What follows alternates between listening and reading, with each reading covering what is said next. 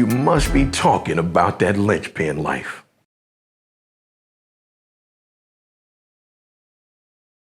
I would love, like, my favorite that I would love to see you interview is Tyler Perry. Because he comes up a lot in the videos. I heard Tyler Perry said something, and it stuck with me.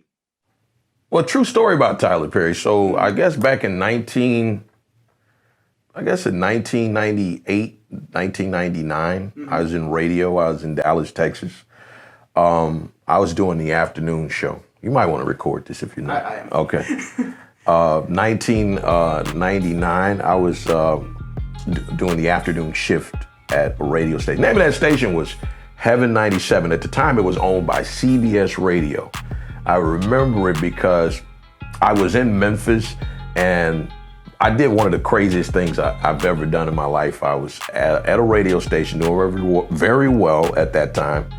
And I went into the general manager's office and told him that I was resigning. I said I was going to Dallas. Never been to Dallas a day in my life. Never. I didn't know anything about Dallas, okay?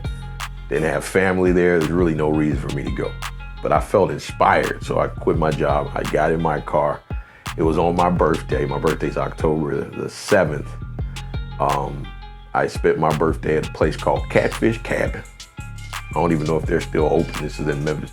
Went there and got the free fish before, and I packed my car, all my clothes in the car, and I had $100 to my name. $100. That's all I had. And I got in the car and I drove to Dallas. And I wasn't on the radio yet. I drove into the city. There was a church, it's called Concord Baptist Church. It was crowded. There were cars everywhere. I said, you know what I know to do is to go to this church. So I went into the church, got in. And what was cool, they was having a concert there. The concert they were having was Mighty Clouds of Joy. That's who was in concert. I don't know if you know the Mighty Clouds of Joy, but they was the stuff. You need to get that record live in Los Angeles, boy. Listen to my story, fly mighty high. So I'm in the audience at this concert. There was a guy, his name was Jordan Blair. He actually owned a local newspaper in Dallas called the Elite News. And he was emceeing this musical, and I was sitting in the crowd. I walked over to him in between the performances, and I said, hey, my name is Antonio Johnson. I said, I know you don't know me. I know you don't know me. But man, listen, I'm gonna be on the radio in this city, and I want people to see me before they hear me, so when they turn me on, they'll know who I am. I said, could you let me go up on stage and just let people know I just got here and I'm new to town and I'm gonna be on the radio here one day? And he looked at me like, man, this guy's a nut. But he let me do it. I walked on stage and I said, hey, everybody, how y'all doing? My name is Antonio Johnson. I'm so excited to be here in Dallas, Texas.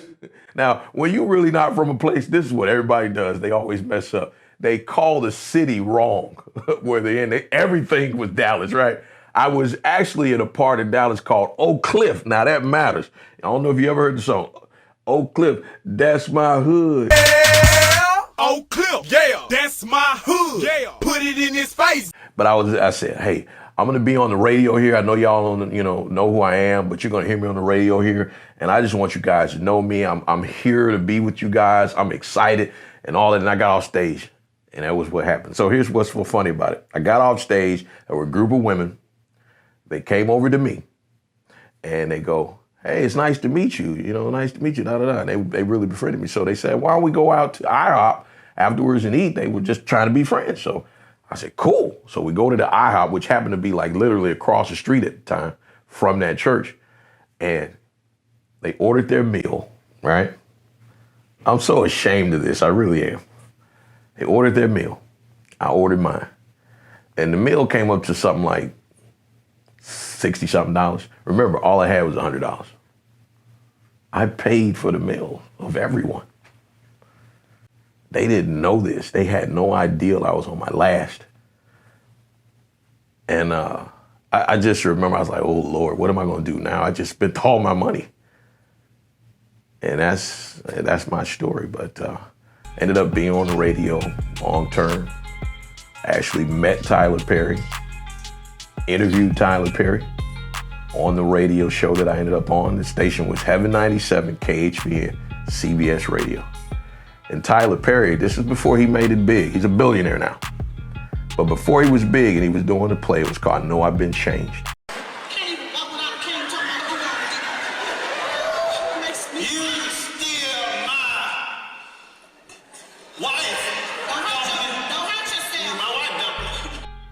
And he was trying to make sure that everybody was going to be there. So he came to the radio station and he hung out most of the day. He didn't go anywhere. He was up there like trying to promote his show because he needed to sell those tickets. And what I remember about it, he was super funny. And I was interviewing him and asking him questions. And after it was all over, I looked at him and I said, man, you are hilarious, man. I don't know what you're going to do. I said, listen, and we used to record our shows on tape. I gave him the tape and said, keep this, man. Hope this inspires you. And I don't know to this day if he still has that tape. But I gave him that tape. And that's Tyler Perry I met back in 1999. Yep. That's what happened.